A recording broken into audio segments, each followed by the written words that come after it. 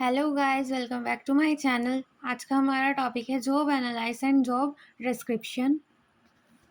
Job analysis is a systematic process of gathering information about the duties, responsibilities and requirement of a job। यानी कि कार्य नौकरी विश्लेषण किसी नौकरी के कर्तव्य, जिम्मेदारी और आवश्यकताओं के बारे में जानकारी इकट्ठा करने की एक व्यवस्थित प्रक्रिया है। यानी कि हमें एक नौकरी के बारे में जो भी ड्यूटीज़ हो सकती है, हमारी रिक्वायरमेंट हो सकती है, हमारी क्वालिफिकेशन हो सकती है, उससे रिलेटेड जो भी हमें इंफॉर्मेशन होती है वो जॉब एनालाइज में कलेक्ट करनी होती है। According to Del Yoder, job analysis is a process by which the facts relating to each job are identified and recorded in a systematic manner। जो डेल योडर के अनुसार कार्य विश्लेषण वह प्रक्रिया है जिसके द्वारा प्रत्येक कार्य से संबंधित तथ्यों को योजनाबद्ध प्रणाली में खोजकर अंकित किया जाता है। एक जॉब से रिलेटेड जो भी पॉइंट्स हो सकते हैं, हम उन सबको एक जगह इकट्ठा करते हैं और वो हमारा जॉब एनालाइज कहा जाता है। सिग्निफिकेंस ऑफ जॉब एनालाइज का महत्व। कार्य मूल्यांकन का आधार, बेसिस ऑफ जॉब इवेल्युएशन। क्योंकि हम जॉब को एनालाइज करने के बाद ही उसका इवैल्यूएशन कर पाएंगे, उसको मूल्यांकन कर पाएंगे।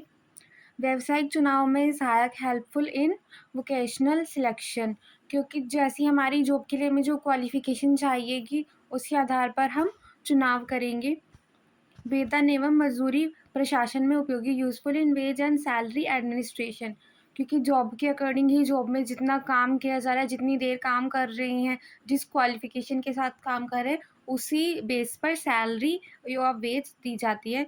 कर्मचारी प्रशिक्षण एवं प्रबंधकीय विकास, employee training and managerial development. क्योंकि जैसी जॉब होगी उसी हिसाब से उसको ट्रेन किया जाएगा, जो उसका काम होगा उसके बेस पर। निर्देशन में सहायक, हेल्पफुल इन डायरेक्शन। जो हमारी जॉब है उससे जो हमारे सीनियर है वो हमारा डायरेक्शन करेंगे, जो अपने अंडर है उसका, तो उसके लिए भी जॉब एनालाइज की ज़रूरत होती है। मानव शक्ति नियोजन में लाभदायक, beneficial in man power planning या फिर ह्यूमन रिसोर्स प्लानिंग। क्योंकि हमें जो जॉब की रिक्वायरमेंट है वो उस आधार पर अपनी ह्यूमन रिसोर्स को अचीव करेंगे, उनको सिलेक्ट करेंगे और उनको अपने काम पर लगाएंगे। कार्य विश्लेषण की प्रक्रिया, प्रोसेस ऑफ जॉब एनालाइज। तथ्यों का एकत्रीकरण। सबसे पहले क्या करेंगे, फैक्ट्स हम कलेक्ट करेंगे जो भी हमारी जॉब से रिलेटेड है। फिर उसके बाद हम जो डिस्क्रिप्शन बनाएंगे कि क्या हमारी रिक्वायरमेंट है, कितने हमें लोग चाहिए, क्या उसमें स्किल होनी चाहिए। फिर उसके बाद क्या मेन हमारा जो पर्पज़ है प्रिपरेशन ऑफ जॉब स्पेसिफिकेशन, कि किस चीज़ में आपकी स्पेशलाइज क्वालिटी होनी चाहिए, क्वालिफिकेशन होनी चाहिए।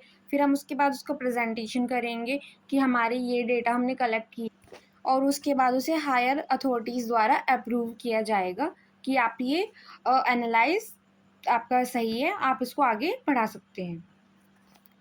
कार्य विश्लेषण की तकनीक, टेक्निक्स ऑफ जॉब एनालाइज। अब इसमें 4 टेक्निक्स होती हैं हमारी। सबसे पहले क्या कर रहे हैं, ऑब्जर्व कर रहे हैं एम्प्लॉय को। एम्प्लॉय अपना काम कर रहा है और हम उसको ऑब्जर्व कर रहे हैं, हम उसका अवलोकन कर रहे हैं कि वो काम कैसे कर रहा है, तो उसके आधार पर हम उसकी जॉब का एनालाइज कर सकते हैं।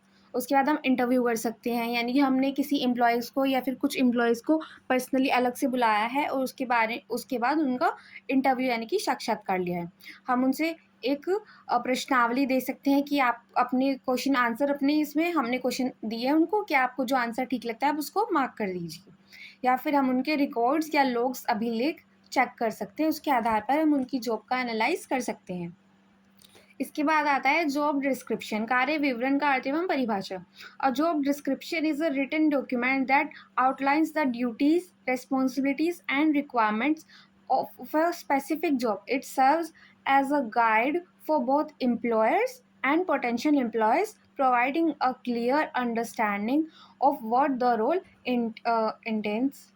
नौकरी का विवरण या फिर कार्य का विवरण एक लिखित दस्तावेज है जो किसी विशिष्ट कार्य या नौकरी के कर्तव्यों, जिम्मेदारियों और आवश्यकताओं को रेखांकित करता है। यानी कि हमें बताता है कि हमारी क्या ड्यूटीज़ होंगी, क्या हमारी रिक्वायरमेंट होनी चाहिए, यानी कि क्या हमें आना चाहिए उस जॉब के लिए, क्या हमारी रिस्पॉन्सिबिलिटी होंगी।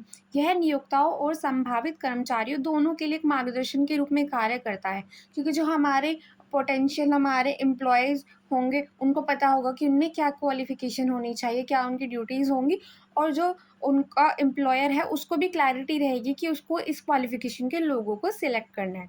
जो भूमिका के बारे में स्पष्ट समझ प्रदान करते हैं, यानी कि वो उससे सब क्लियर हो जाएगा कि क्या हमारे में स्किल होनी चाहिए, क्या हमारा एम्प्लॉयर देखना चाहता है हमें, और क्या हमें काम करना होगा, क्या हमारी रिस्पॉन्सिबिलिटी होंगी। According to Filippo, job description is an organized and factual statement of the duties and responsibilities of a specific job. यानी कि फिलिपो के अनुसार कार्य विवरण किसी विशिष्ट कार्य के कर्तव्यों एवं उत्तरदायित्वों का संगठित एवं तथ्यात्मक विवरण है। एक स्पेशल कार्य के लिए, क्योंकि अलग ड्यूटीज़ हो सकती है हमारी, अलग रिक्वायरमेंट हो सकती है, दूसरे काम के लिए अलग रिक्वायरमेंट हो सकती हैं। तो जो जॉब डिस्क्रिप्शन होता है वो एक पर्टिकुलर जॉब के लिए, एक विशेष प्रकार की जॉब के लिए एक स्टेटमेंट होता है, तथ्यात्मक विवरण होता है कि इस जॉब के बारे में जो भी आपको डिटेल्स चाहिए वो जॉब डिस्क्रिप्शन में आप देख सकते हैं। एक जॉब डिस्क्रिप्शन, अच्छा जॉब डिस्क्रिप्शन कैसा होना चाहिए? उसका एक उपयुक्त शीर्षक होना चाहिए, एप्रोप्रिएट टाइटल, कि जिस जॉब की आपको रिक्वायरमेंट है, जिस टाइप की उस आधार पर उसका टाइटल होना चाहिए। व्यापक कार्य सारांश, यानी कि कॉम्प्रिहेंसिव टास्क समरी, यानी कि टास्क से रिलेटेड जो भी हमारी डिटेल्स हमें पता होनी चाहिए वो उसके अंदर लिखी होनी चाहिए, ताकि एम्प्लॉयर और एम्प्लॉयी दोनों को समझने में आसानी रहे। अब उसमें सारी डिटेल्स होनी चाहिए, यानी कि कोई मेन डिटेल है और वो उसमें नहीं लिखी हुई है, और फ्लेक्सिबल होना चाहिए कि अगर हमें कभी थोड़ा चेंज उसमें करना पड़े, कि हमें अपनी रिक्वायरमेंट बढ़ानी पड़ रही है या फिर कुछ और चेंजेस करने पड़ रहे हैं, तो हम उसमें कर सकें। अब इसके एडवांटेज यानी कि लाभ क्या है? इससे क्लैरिटी मिल रही है, क्योंकि एम्प्लॉय और एम्प्लॉयी दोनों को ही पता है कि उस जॉब में क्या काम करना है और किसकी क्या रिस्पॉन्सिबिलिटी है। उसके बाद उनके रोल डिफाइन हो जा रहे हैं कि कौन उनका हायर है, उनकी क्या ड्यूटी है, वो किसके अंडर काम कर रहे हैं। उससे उनकी रिस्पॉन्सिबिलिटी आउटलाइन हो रही है, उनकी ज़िम्मेदारी पता चल रही है कि किसकी क्या ड्यूटी है, कौन किस जॉब के अंदर आ रहा है, और तो उसका क्या काम करना होगा। और उससे क्या हो रही है, परफॉर्मेंस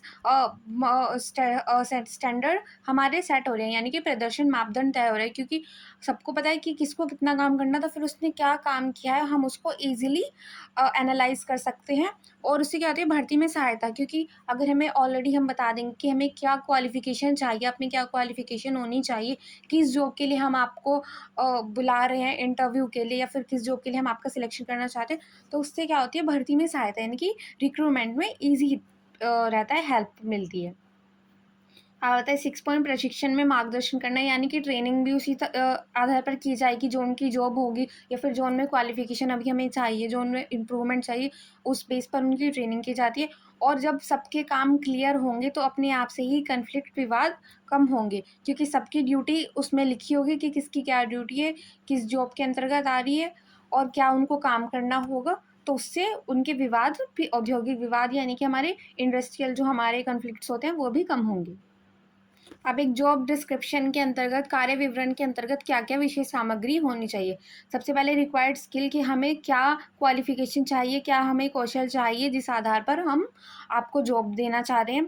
फिर उसके बाद वर्क लोकेशन, यानी कि आपको कहाँ काम करना होगा, कौन से डिपार्टमेंट में काम करना होगा, किसको आप रिपोर्ट करेंगे, किसको आप अपने काम के बारे में बताएँगे, किससे आप काम पूछेंगे, और हमारे जो जॉब का ऑब्जेक्टिव है, यानी कि हम किस उद्देश्य से कार्य कर रहे हैं, वो भी हमारे जॉब डिस्क्रिप्शन में लिखा होना चाहिए।